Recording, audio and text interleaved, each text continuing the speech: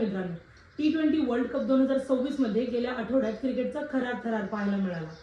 Team India कुठे चुकली आणि कोणत्या टीमने इतिहास रचला, चला पाहूया सविस्तर.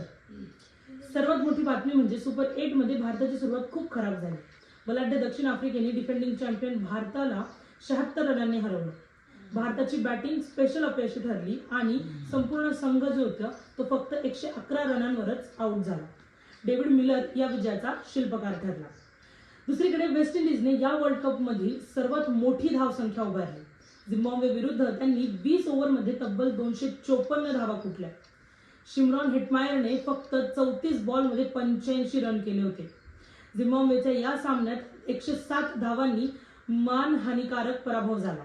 सुपर 8च्या सुरुवातीलाच पावसाने खोडा घातला. पाकिस्तान आणि न्यूझीलंडचा महत्त्वाचा सामना पावसामुळे रद्द झाला आणि दोन्ही संघांना 1-1 पॉइंट्स देण्यात आला. तर इंग्लंडने श्रीलंकेला 51 रनांनी नमवून आपली दावेदारी आणखीनच मजबूत केली. सध्या ग्रुप ए मध्ये वेस्ट इंडिज आणि दक्षिण आफ्रिका टॉपवर आहेत.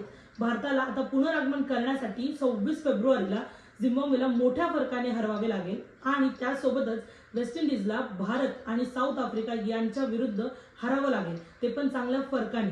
तरच आपण कुठेतरी कमबॅक करू शकतो.